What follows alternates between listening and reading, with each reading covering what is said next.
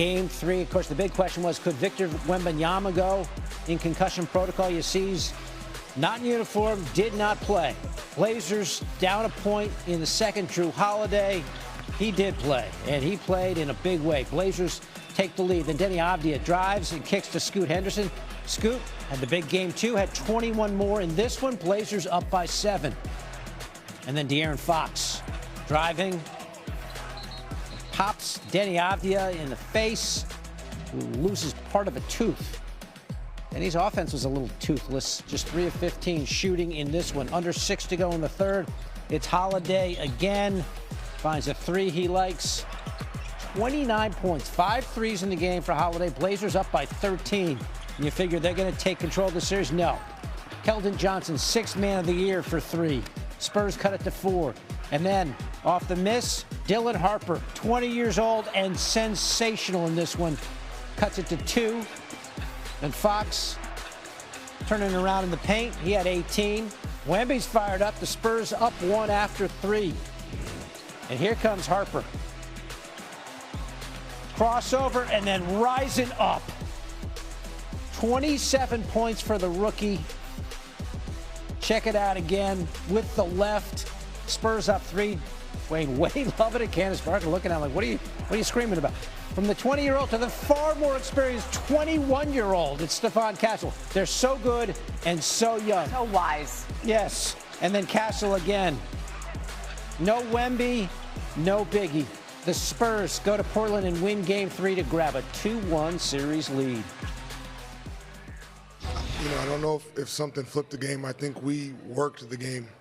I think we just stayed with it. They came out with tremendous energy. They made some shots. We missed some shots. Obviously there's some game plan stuff that we wanted to be sharp on. We turned the ball over a little bit. They got some stuff in transition, but I think all in all, when you zoom all the way out, I thought we kept working the game, and I thought, over the duration of it, we just stayed with it, and we started getting incremental things that were going our way, whether we were starting to get a little bit more downhill offensively, the spacing got better, we started passing the ball to the open guy and letting the ball breathe a little bit and keep moving side to side. And then we stayed with some of the defensive effort, and they missed a couple shots, maybe make or miss, but we cleaned it up with some rebounds, and I thought that really helped finish the possessions defensively and then flow offensively into some pace.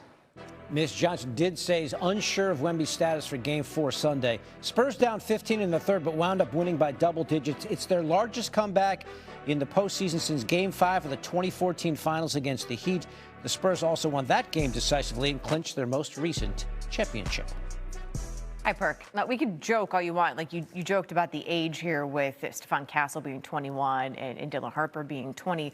But combined, those two gave the Spurs 60 points. So there was no Wemby, but they had the youth on their side. What did the Spurs show you and how they won this one?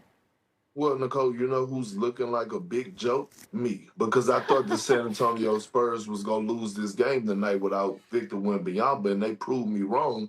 And what we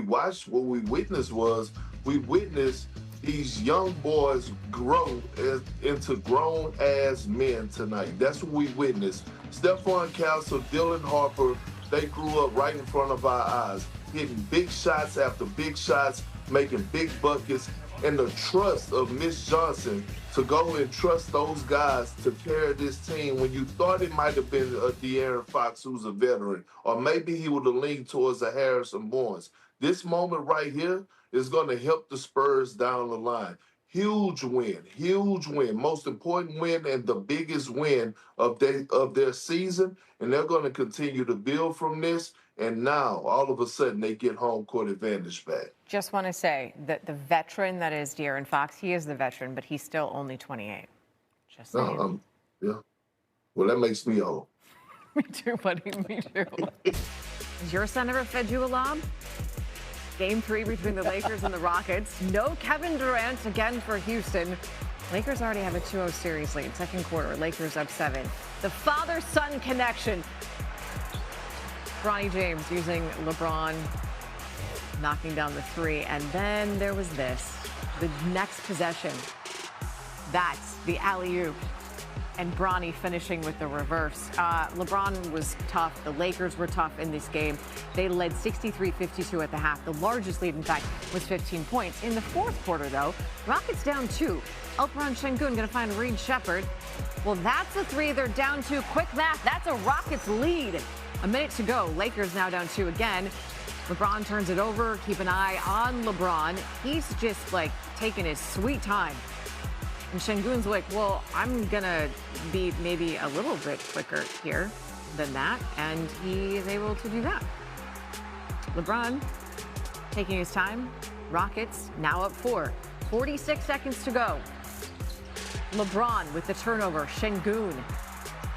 That's a 6-point Rockets lead. Şengün, by the way, 33 points, 16 rebounds. The Rockets are up 6, but here come the Lakers. Jabari Smith Jr. tries to find Amen Thompson, but it's stolen by Marcus Smart. Smart, desperation 3, fouled by Jayshawn Tate.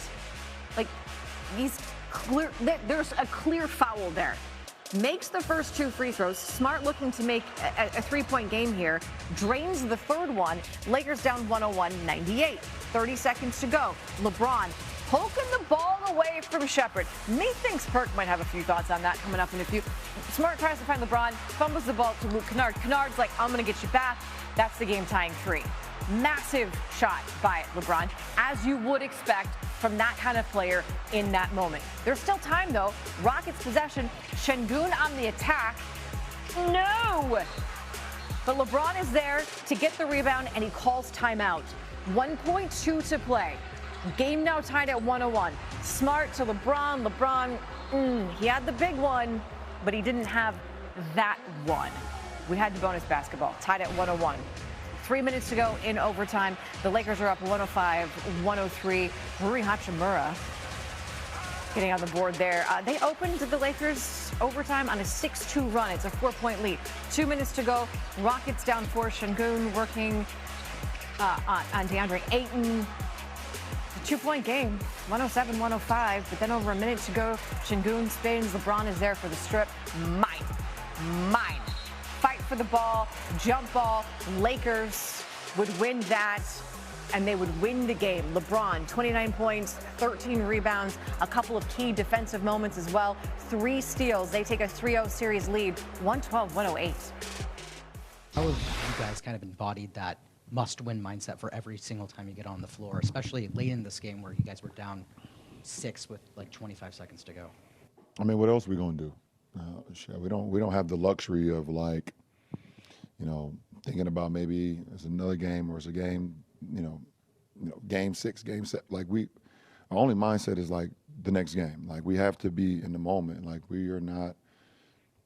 I keep harping on it. Like, we're missing some very important pieces to our ball club, like very important. We don't have the luxury of, like, being passive or being complacent. Like, we don't have the luxury to do that. There was a play in overtime where LeBron and Şengün fought for the ball on the floor, and it was a 41-year-old who came out from there and won the tip. What does that mean to you for him to come out from that play and be able to win the jump ball and then obviously winning the game afterwards? I mean, the motherfucker been in this 23 years, right? we know he's gonna come up with that ball, right? And so it's not a surprise for us.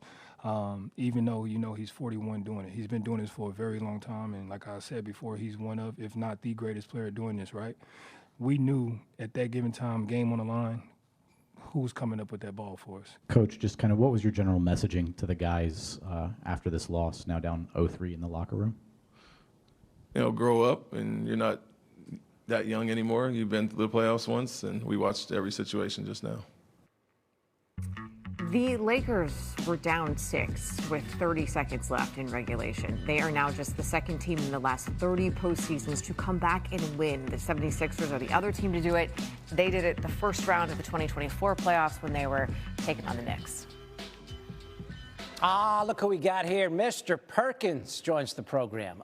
Perk, the Lakers down their top 2 scorers. They were underdogs coming in against the Rockets, and now here they are. They're up 3-zip. It took overtime tonight. Wasn't a piece of art, but what are you seeing out of the Lakers in this series? I mean, what I'm saying right now is, one, J.J. Redick is coaching his ass off. Number 2, LeBron James at 41, year 23, is balling out of control right now and is the best player in this series. And what he has done is he has empowered the others around him. I allow Marcus Smart, Luke Kennard, and we even saw Bronny come in and contribute in a major way tonight. But what LeBron is doing right now, he's bringing that experience along with his greatness. And what he has done is he has showed you what a true definition of a leader looks like. Down Luka Doncic, down Austin Reeves, heavy underdog coming into this series. Now all of a sudden, his team has a 3-0 lead. All he did at the age of 41 was play 45 minutes and led the way. Hey, we're having a completely different conversation if the Rockets close the deal at the end of regulation. What happened to this Houston team late? I said it a few days ago, and I'm going to say it now. They are the dumbest team